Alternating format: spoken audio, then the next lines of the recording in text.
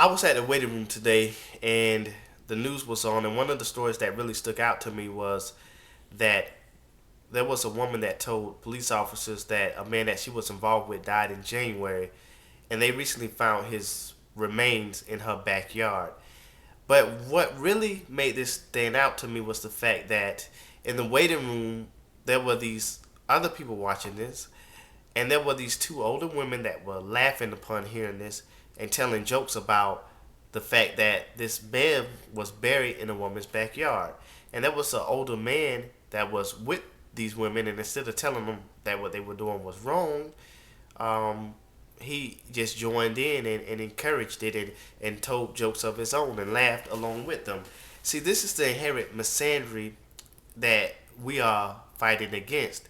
And for as many allegations that I get of being a misogynist, or I'm pretty sure many of you get of being a misogynist, how many of us would be, if we were around each other, high fiving each other, and laughing and joking and carrying on, if we found out that a woman, her remains were found buried in a man's backyard?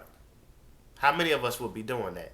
And if that were the case, I don't think they would have been laughing. They wouldn't have been telling jokes about it unless they just sick all around.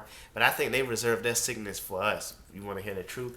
And when they walked past me, they were so polite and everything.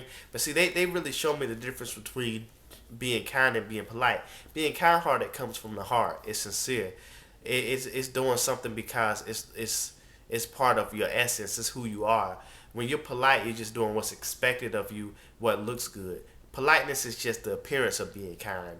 Because, for as much as they smiled at me and acted cordially and friendly towards me, I couldn't get that out of my head. If that had been me buried in her backyard, if that had been you buried in her backyard, unless you're a woman, they would have been laughing and telling the same jokes.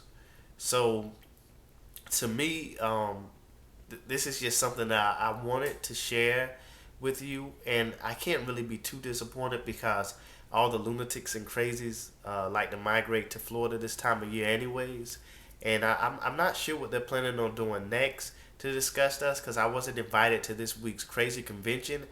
But next week, maybe when I get my next invitation, I'll be able to update you guys on the next bit of crazy that should be going on down here in Florida. But until next time, take care and have a good day.